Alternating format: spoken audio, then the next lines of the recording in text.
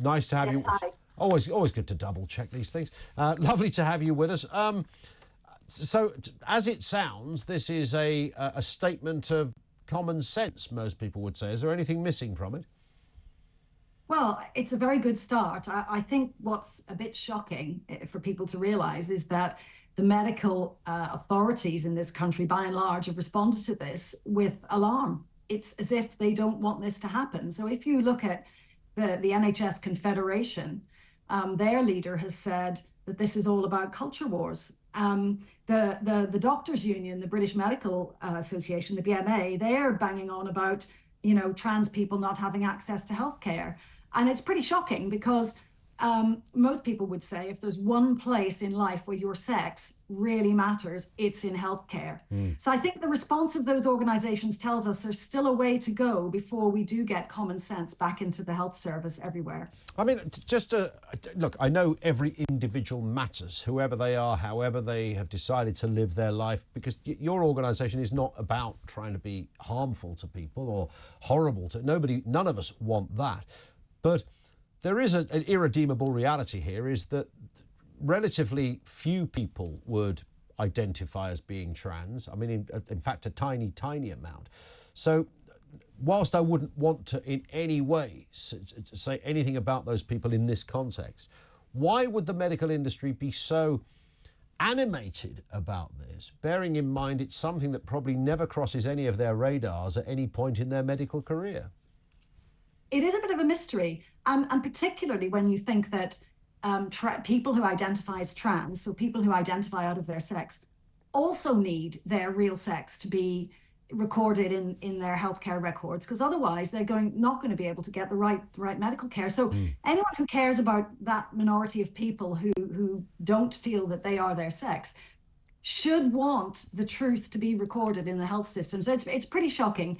I think what's happened is that a small number of people have driven these policies throughout the system, and most people just didn't really know it was happening, perhaps didn't understand the implications. Yeah. So, the wards thing is one thing where we've heard about medical staff, often senior nurses in wards, with a real problem because the policy tells them that a male who says that he's a woman must be put in a female ward.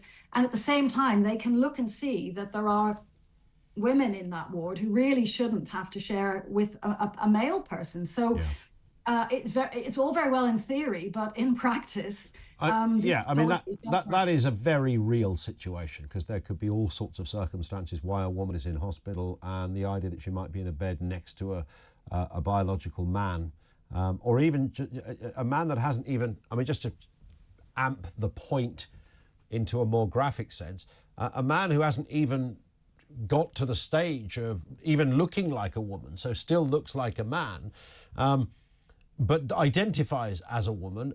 Hospitals were told, or some hospital trusts were told, that's enough. Just to say I'm a woman will be enough to put you into a female ward, which is, I think we can all say is bonkers. The language stuff, which has always concerned me, people who breastfeed, people who have periods, or chest feed even, all of this kind of stuff, which I think is divisive.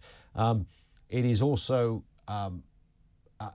it's anti-intellectual, but it's disturbing kind of policing of linguistics in order to appease someone's idea of what is right and proper.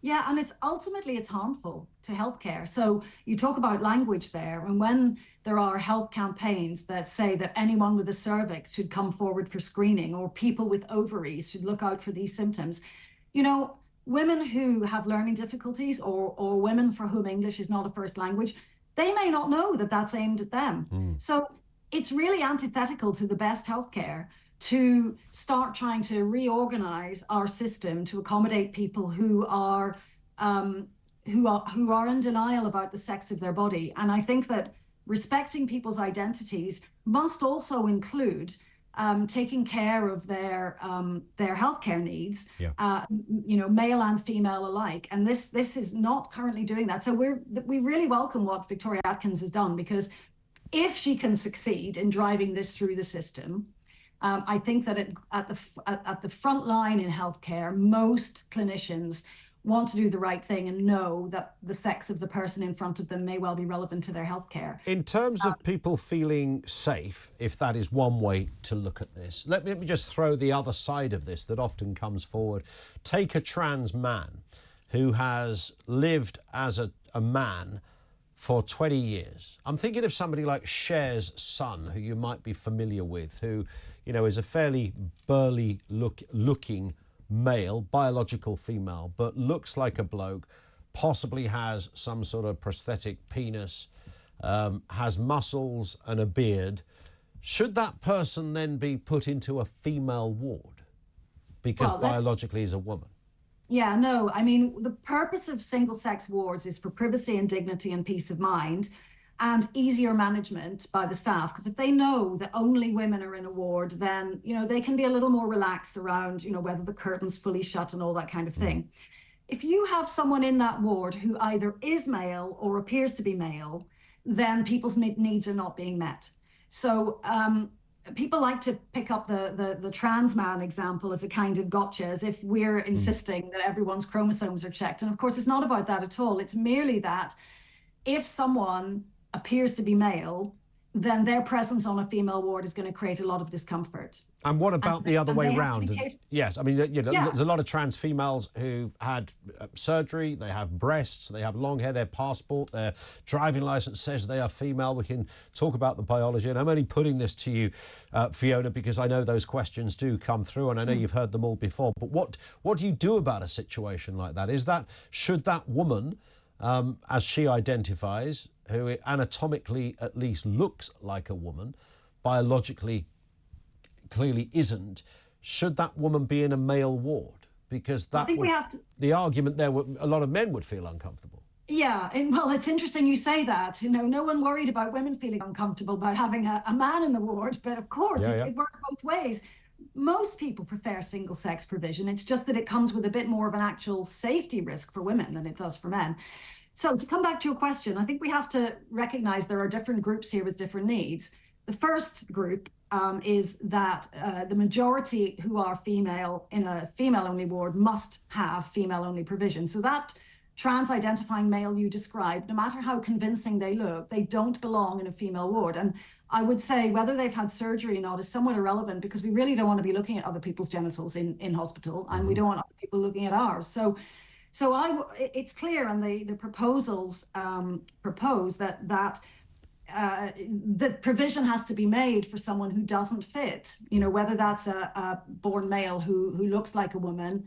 I would say that mostly we can still recognize male people, but that's not really the point. The point is that the staff should be free and the patient should be free to have absolute confidence that the single-sex ward is truly single-sex. Indeed. Fiona, listen, thank you for that.